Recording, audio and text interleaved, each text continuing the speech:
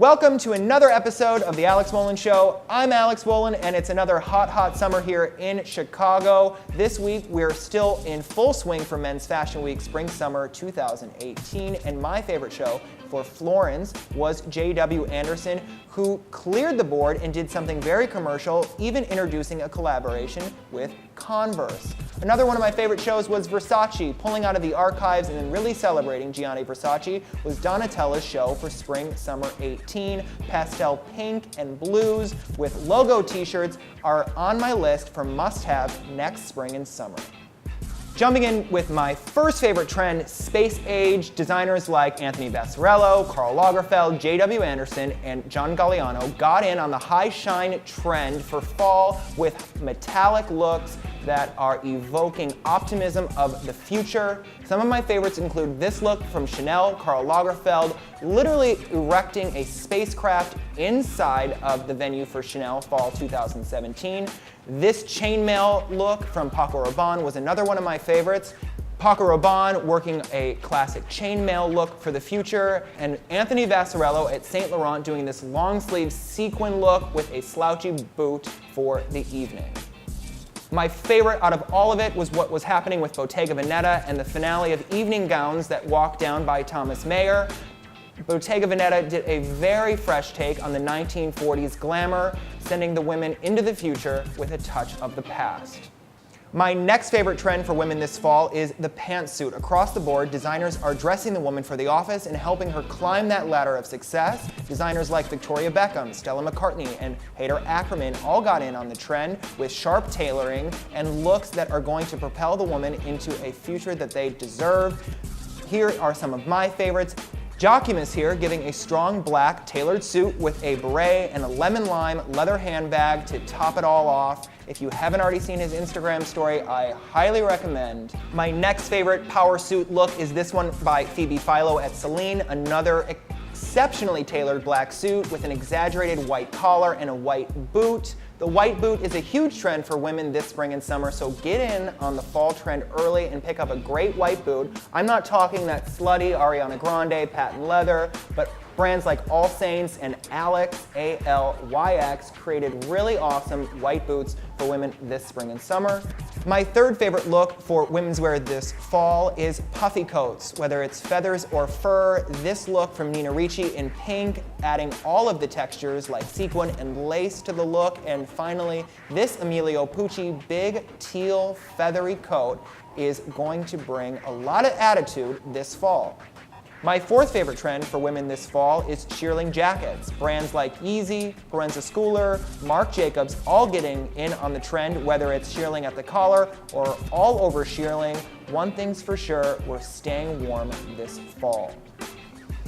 Those are just a few of my favorite trends for fall 2017, and when we get closer to the season, I'll let you in on even more of my favorites. But right now, we're going to head over to the Taste of Randolph here in Chicago to really soak up summer. We're about to try some of West Loop's best food options. I'm starving. Anytime you walk into a food festival, it's always great to check out where to take a shit.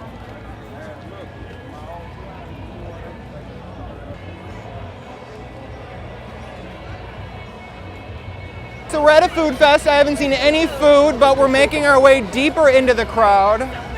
We're outside the publican tent for quality meats, and I'm gonna get the jalapeno cheddar brat. So let's see how this goes.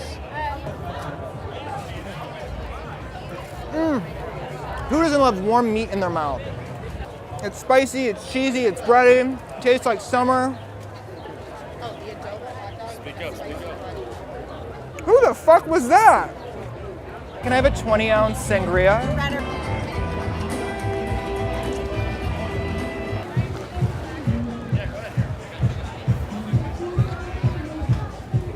Hi!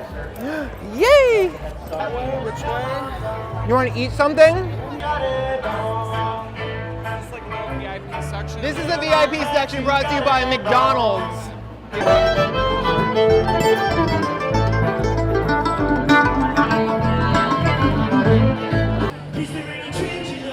That's it for us at Taste of Randolph. Thanks for joining me.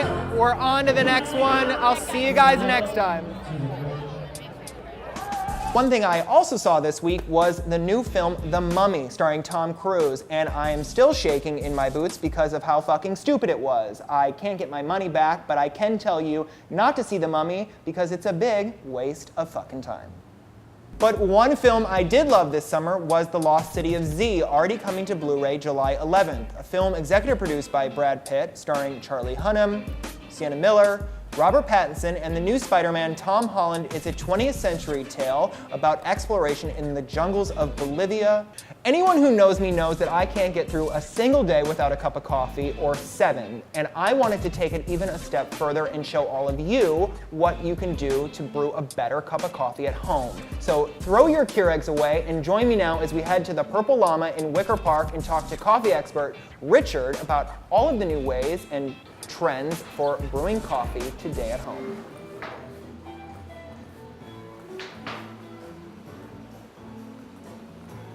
We're here at the Purple Llama in Wicker Park, and we are meeting up with coffee expert Richard. He works at one of the top restaurants in the world, so top that I'm very excited to try some coffees. Humans have spent so much effort trying to speed up time, and I think coffee is a great way to slow down and take that extra step and try something other than Dunkin' Donuts or that shitty Keurig you have in the corner of your kitchen. So without further ado, let's try some coffees. So I'm here with Richard, a coffee expert here in Chicago, and we're at the Purple Llama in Wicker Park talking about better ways to brew coffee. Richard, welcome. Thank you. Thank you so much for joining me. So I'm drinking a brewed coffee, you're having a cappuccino. Tell us a little bit about taking coffee to the next level, but still in a really accessible way for folks at home, so we can kind of throw those Keurigs in the garbage. Coffee can be super simple. It doesn't have to be complicated. It also doesn't have to be like Folgers. I always suggest to people, if they want to elevate their coffee level at home, to just buy a simple French press, a Bodum, and That's what I have. even if you don't have a grinder, have your coffee pre-ground. Keep it in a container where there's no light accessible to it. Put it in the pantry. Also, a big myth is people that store their coffee in the freezer absolutely does nothing for your coffee. It actually ruins your coffee. So don't store your coffee in the freezer. But I always thought that was kind of weird. Yeah. Apparently it's supposed to keep it fresh, and it's absolutely not the case. So small French press, have some boiling water, like a hot water kettle, and you should be good. Amazing. Yeah. I have a French press, I love it. Are there any coffees that you recommend that work best in a French press or just better than Starbucks? So French presses are all about making your coffee, it produces a heavier bodied coffee. So if you compare it to like a drip machine, you're gonna get a super light, no bodied coffee. But with a French press, it's a full submersion brew. So the beans are actually in contact at all times with the water. You're gonna get this beautiful syrupy, awesome. Love that. It's my favorite brew method. And some coffees that I recommend for it are definitely some nice, natural sun-dried Ethiopian coffees. From Counterculture or from even here at Purple Llama, they have a bunch of AKA and coffees as well. And it all depends what you're looking for in a coffee. Take some Pete's coffee and brew it in a French press as well, and it should be a lot better than a Mr. Coffee machine. Coffee is always changing, and some of the new trends for coffee are coming up. Yeah. What are some of those trends? So, Chicago being such a coffee mecca, I always go to, a bunch of different coffee shops, and I see Nitro Brew. I see Cold Brew. Is there a difference between cold brew and iced coffee? There is. There is. So iced coffee is literally just brewed immediately, put over ice. Yeah. Cold brew is actually steeped for about 24 hours. So you get this beautiful concentrate, and it's like almost like talking about full body coffee. It's like a French press. You get this beautiful concentrate, and it's silky and it's syrupy, and it's great. I love that. Yeah. I saw an Instagram video of you pouring like a French press or a Chemex, and it was on the scale. Is there a reason why you're weighing out the coffee during the process of brewing? Because if you put too much coffee into your vessel, it's just going to get not over steep, but it's just Yeah. going to taste really bitter because there's so much coffee in there. Got You need it. to have a good balance of coffee, temperature of your water. There's so many different variables that all add up to making your coffee taste great. Your water quality, your grams in, your weight, how you're brewing it, among many others that just really do affect the taste of your coffee. Wonderful. I have a water pitcher that boils the water for me, and it has a special French press button. But is there a temperature that you should boil your water to? I always stick with boiling for a French press. Yeah.